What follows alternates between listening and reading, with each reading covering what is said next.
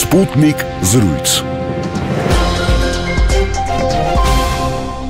Բարև ձեզ, ես Հովհաննես Շողիկյանն եմ, Sputnik Armenia-ի տաղավարում հյուրընկալել ենք Արցախցի միջազգային լրագրող, փաստավավերագրող օպերատոր Ալբերտ Հարությունյանին, ով կանգնած է Արցախի պետական հեռուստատեսության հիմնադրման ակունքներում եւ այսօր էլ շարունակում է աշխատել այնտեղ։ Առաջիններից մեկն է, որ 1990-ականներին վավերագրել է Արցախյան պատերազմը։ Բարև ձեզ, պարոն Հարությունյան, շնորհակալություն, որ ընդունեցիք մեր հրավերը։ Պարոն Հարությունյան, այսօր էլ ինչպես Արցախյան առաջին պատերազմի ժամանակ օպերատորները, լրագրողները, ֆոտոլրագրողները շտապում են Արցախ եւ փորձում պատկերել այն ինչ տեղի ունենում այս պահին թե ռազմաճակատում, թե թիկունքում, ինչով էր տարբերվում Արցախյան առաջին պատերազմը այս պատերազմից եւ ինչ դժվարություններ կան այսօր այն վավերագրելու համար։ Դե կասեմ, որ այն ժամանակներին հեշտ էր ամեն ձև մտնել նկարել, բայց հիմի չնայած հիմի ավելի դժվար է քաղաքում նկարելը, քաղաքն էլ են գնդակոծում, մեր տղերքը աշխատում են այդ պայմաններում, բայց առաջի գից մենակ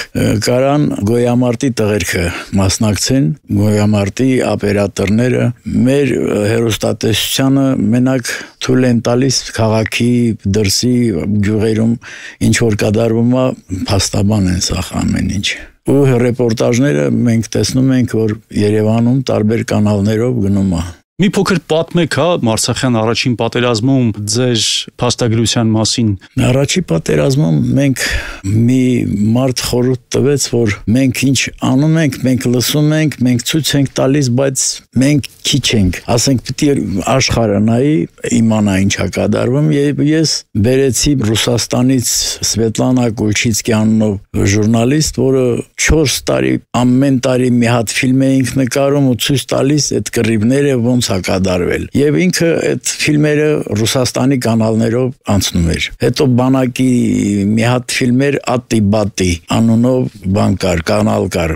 վայեննի։ Այդ կանալով մենք մի հատ ֆիլմ սարքեցինք եւ ես էի նկարողը, բայց լրագրողները ռուսներ էին։ Վայեննի կամպանիա էր էլի։ Իրանք ինձ հետ եկան, նկարեցինք, ցույց տվեցինք, անցավել այդ ֆիլմերը այն ժամանակներին։ Կռվի տարիներին այդ ֆիլմերը Ռուսաստանում ցույց են տվել եւ ահագին Ռուսաստանի քաղաքացիներ իմացել են ինչա կատարվում Ղարաբաղում։ Այն ժամանակ դեռևս փորձ չունեիք պատերազմական, այսպես ասած, լրագրության, ռազմական լրագրողի կամ օպերատորի փորձ չունեիք։ Ինչպես եք կողմնորոշվում ինչը նկարել, ինչը ոչ, ինչը ցույց տալ, ինչը ոչ։ Չէ, դարձում ես արդեն պրոֆեսիոնալ էի, որովհետև ինչ որ նկարում էի, ես այդ հաղորդումները սա ասենք 3 րոպե, 2 րոպե սարքում էինք ու տեքստն էլ տալիս էինք, որ ցույց տան, ոչ թե կադրները տանք իրանք ինչ ուզեն անեն, ոչ թե Ռուսաստանի կանալներում, այլ ամերիկական, անգլիական։ Հիմա պատկան մարմինները փորձում են խստորեն պահպանել այն կանոնները եւ լրագրողներին ու օպերատորներին հուշում են ինչպես նկարել, ինչ նկարել եւ ինչը եթեր հեռարձակել կամ չհեռարձակել։ Այն ժամանակ երևի թե ասող չկար։ Չէ, այն ժամանակ չկար, բայց մենք իմանում էինք այդ կանը, ինչ պետք է նկարենք, ինչ ցույց տանք, բայց ճիշտն էինք ցույց տալիս։ Դոկումենտալ կադրներ էինք ցույց տալիս ու ամենտեղ նշում էինք տեքստը, բանը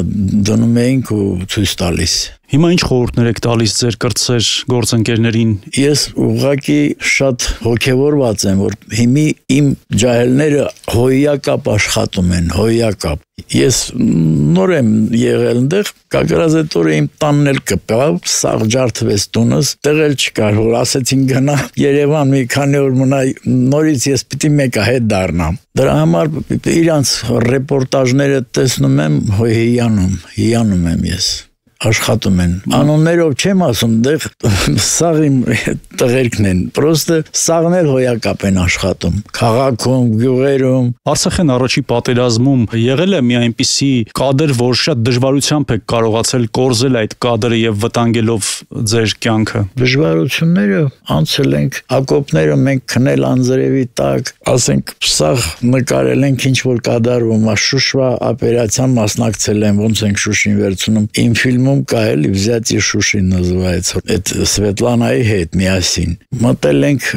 սա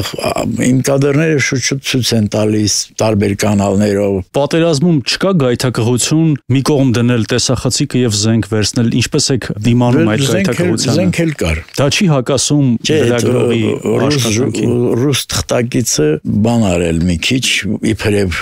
ինչի է զենք վերցնում որովհետեւ չի կարելի ժուրնալիստը զենք վերցնի ասեցի ես որպես ժուրնալիստ որպես ստեղի ժուրնալիստ եմ էլի ես այս ազգի մի անդամն եմ ես պիտի վերցնեմ եթե ես Ռուսաստանի լինեի ասենք կարայի չվերցնեի բայց որպես Ստեփանակերտցի որպես հենց բուն Ղարաբաղցի ես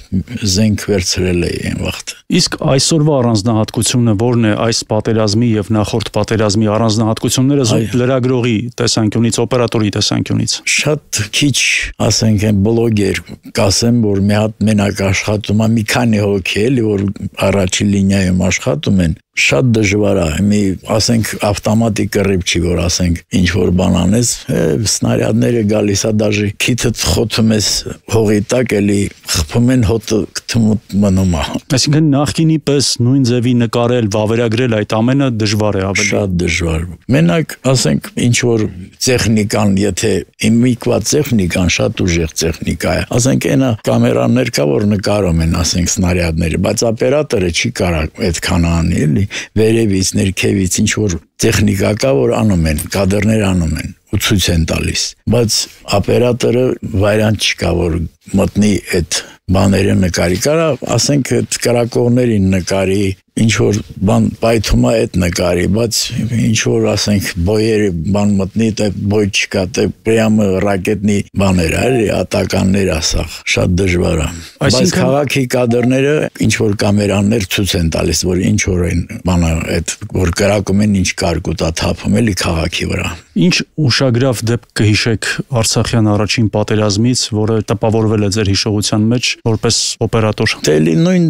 եկեղեցին Շուշի սնարյադներով լցած, սնարյադները լիքը եկեղեցու մեջ ու Զորի Բալայանը կագրած այդ Սաղ պատմում էր այդ կադրներից ես էի նկարում այդ ռուսը հարցնում էր ինք պատմում էր